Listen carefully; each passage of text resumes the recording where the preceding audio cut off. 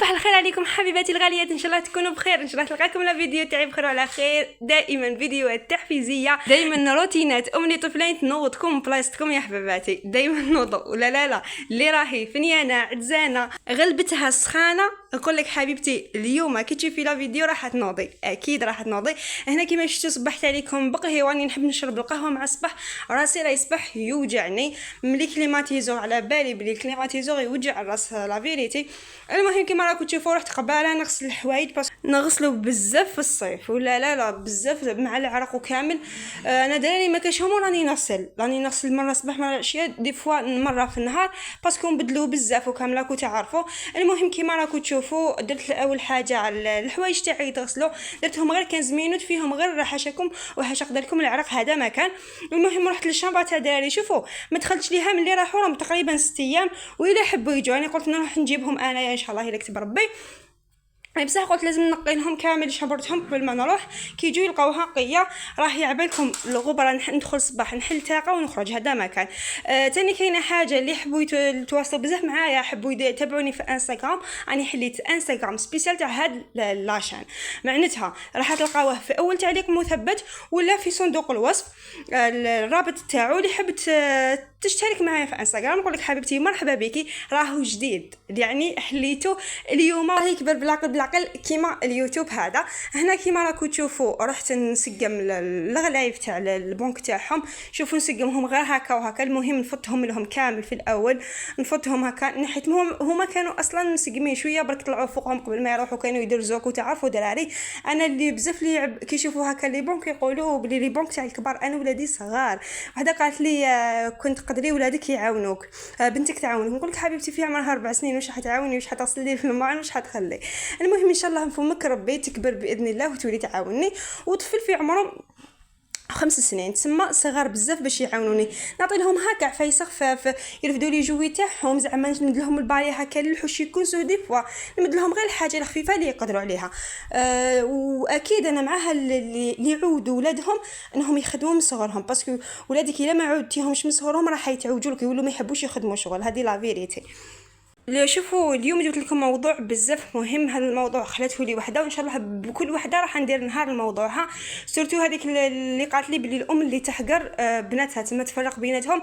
ان شاء الله باذن الله راح ندير، باسكو انا ما نديرش موضوع وما نشوفش فيه، نشوف بزاف هكا دي فوا نشوف اراء تاع ناس، دي فوا نشوف هكا دي فيديو نفهم. ما نحبش كي نجي نهضر حاجه نهضرها من العدم، مع احتراماتي، باسكو هذاك الموضوع جد حساس وموضوع يقيس بزاف امهات ويقيس بزاف بنات. بالك في هذيك لا بيريود اليوم جبت لكم قالت لي وحده كيفاش نخلي الناس يحبوني، نحس باللي الناس ما اللي نهضر معاه هضر معايا 2 مرات 3 شغل من بعد نولي نحس روحي ثقيله. الانسان اللي يحس روحه ثقيل عند الناس، اول حاجه قبل ما نعطيك الخطوات نقول لك توجه ربي سبحانه، بالك يكون عندك تعطيل، بالك يكون عندك حاجه، بالك عين، بالك حسد، بالك انت كنتي محبوبه وليتي العين خلاتك تكوني الناس تبغضك ما تحبكش. تسمى دائما نقول لكم توجهوا ربي سبحانه، باسكو اللي توجه ربي سبحانه ويكون مع ربي سبحانه ويكون مع كتاب ربي سبحانه والله يا البنات ما حيضيع. دائما اي مشكل يكون عندك سير اول حاجه الجانب الديني تاعك، معناتها اقراي صور، اقراي كيما سوره الرحمن، سوره الواقعه، سوره ياسين، سوره البقره، هذو دائما نوصيكم فيها. وبعد اسبوع من الاستمراريه على هذه الصور راح تحسي الفرق كبير وتغير حياتك. المهم حبيباتي كيفاش تكوني محبوبه مع الناس، الخطوات هذو اللي حنجيبهم لكم شوفوا مجربه 100% وبزاف البنات نصحتهم بهذا الشيء ولقاو نتيجه. الحاجه الاولى والمهمه نقصي كلامك مع الناس، ما تكونيش انت هي الانسانه الثرثاره. بزاف ناس تلموا قلبهم حنين، قلبهم بيض، يحبوا يقصروا، يحبوا يضحكوا، بصح دائما هما اللي يكونوا ثرثارين، يكونوا يحبوا يدرسوا الناس، يقصروا، يحبوا الثرثره الكثيره هذيك تفقدك القيمه تاعك تاع الناس، ومن بعد يحسوك بان انت كثيره الكلام. دي فوا الانسان يكون مع المورال تاعو ما يحبش يسمع كلام بزاف مع عند او قاعد كلام خفيف خلاص. انت كي تكثري عليه بالكلام تقعدي تكثري راح يحسك انك ثقيله عليه، راح يحسك باللي انت راكي شغل تفرضي روحك. ثاني اللي يقول لك الانسان اللي كثير الكلام معناتها هذا انسان فارغ، هكا الناس توصف. ما يقدر يكون هذاك الانسان ما راهوش انسان فارغ ولا انسان، يكون انسان مثقف جدا. بصح هذاك الكثر الكلام تاعو يعطي انطباع للناس باللي هذا الانسان راهو انسان فارغ، راهو انسان يحب يبلبل وخلاص. هذه هي. تسمى دائما خلي كلامك موزون. حاجه الاولى كلامك يكون موزون ويكون قليل. واش معناتها موزون؟ انك ما تطلقيش برك من فمك، ماشي اي حاجه تجيك في بالك تخرج من فمك. قبل ما تهضري الهضره دائما خممي فيها شحال مره بالك تضر هذا الانسان، بالك راح نقص انسان واحد اخر وقاعد معنا في الجماعه، بالك هذه الهضره راح يفهمها هذا الانسان بطريقه واحده اخرى، باسكو الدنيا تبدلت. ما ولاتش النيه تهضري هضره هذاك الانسان يفهمها بانها حاجه واحده اخرى. اما لا دائما كلامك يكون موزون ويكون قليل.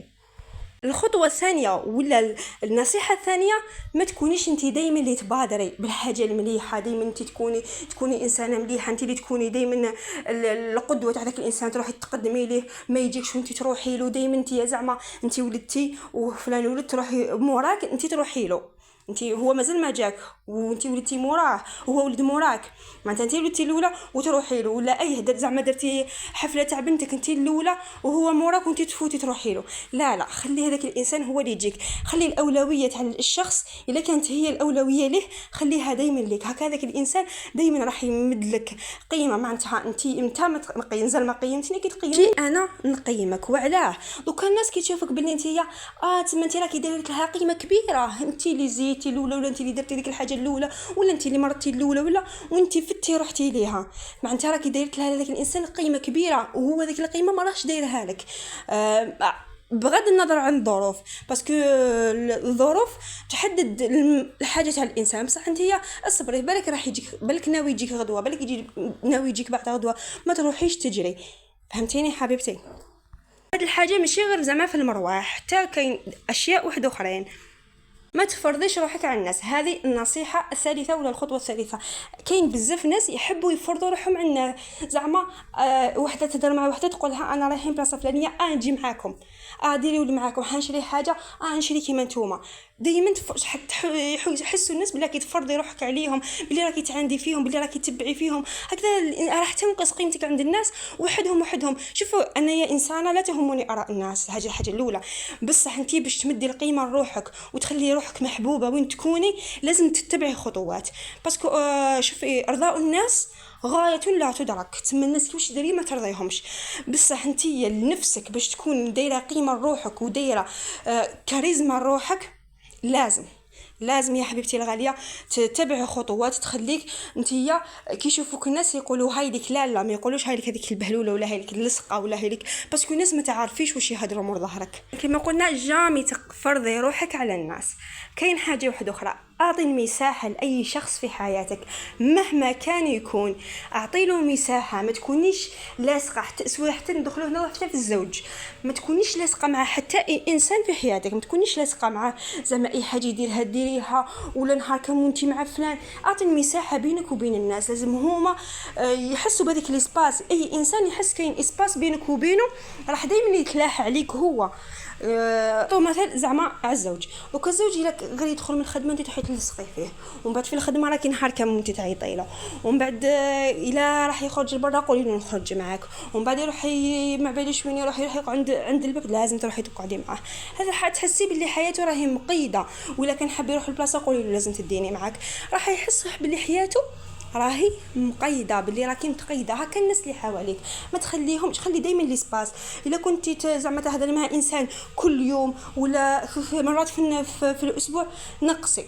لا حسيتي بهذاك الانسان راه حسيتيه باللي راه حسك بلي ثقيله، نقصي. هكا تمدي المساحه للناس باش هي اللي تحوس عليك، ماشي انت اللي دائما تحوسي على الناس، ماشي انت اللي دائما تعيطي للناس، ماشي انت اللي دائما تجيك هذه منك هذيك المبادره. هنا نعاودوا نولوا شويه على روتين تاعنا كيما راكم تشوفوا. كملت البيت تاع الدراري مسحتها، يا البنات تهنيت لقيتها معمره بالغبار. ايماجينو تقريبا 6 ايام ما دخلتهاش، ندخل نحل تاقه باش تتهوى ونخرج ديريكتومون. سما ما كاش هما نقول ما كاش لي يدخلها، خليها راني مريحه خير. هنا كيما راكم تشوفوا مسحت كامل الصالون تاعي. احسن حاجه كنشم روايح تاع الصانيبون، روايح تاع على بالكم احسن نقا نحبها احسن حاجه كي نكمل نغلق ثاني الطاقه. هاد الحاجه تفرح كي نكمل كامل الدار ونغلق الطاقه نبدا نفرش في الزرابه وندير حاجه هكا ناكلها ولا نقعد نشرب فنجان القهوه. على بالكم ما يتضرب لي بزاف القهوه نهارات هادو ما على باليش وعلاه. المهم كيما راكم تشوفوا غلقت كامل الطاقه تاعي. هنا اللي لحقت لهنا لا فيديو نقول لك حبيبتي ماذا بك تشتركي معايا في القناه، تفعلي زر الجرس باش يلحقك كامل الجديد تاعي، وما تنساوش الانستغرام تاعي راح نخليه لكم في اول تعليق مثبت. هنا كيما راكم تشوفوا خملت كامل الحاله وحبيت نعطرها بون بلوم تاعي. نعطيكم سر لا خليه لكم فيديو جاي ان شاء الله راح نعطي لكم واحد السر باذن الله. لكل وحده تحب كي تروح لدارهم تخلي الزوج تاعها دائما يتوحشها. هذا السر ما وحده ما حتقوله لكم، انا نقول لكم. هنا كيما راكم تشوفوا كنت كملت شحلت الكليمه خليت الحاله تبرد. انا جوست نكمل شغل في الصالون نشعل الكليمه خليها تبرد ونروح نشوف ندير حاجه واحده اخرى جهه اخرى هكا باش كي ندخل نلقاها بارده. هنا رحت للبيت الثاني عطرت كامل الحاله، عطرتها هكا كامل شويه بهذا البروم وفيه ريحه القارص والله ما شاء الله تعجبني. سورتو كي درت هكاك في الاخر وبعد الكليماتيزور ضرب تجي واحده ريحه ما شاء الله. هنا كيما راكم تشوفوا البيت تاعهم كنت خلاص كملتها. درت لي جوي تاعهم كانوا في الطرف سقمتهم فرشت الزربيه كملت عبالكم تهنيت. نهايه لا فيديو ان شاء الله تكون عجبتكم. ما عليا غير نقول لكم الى اللقاء.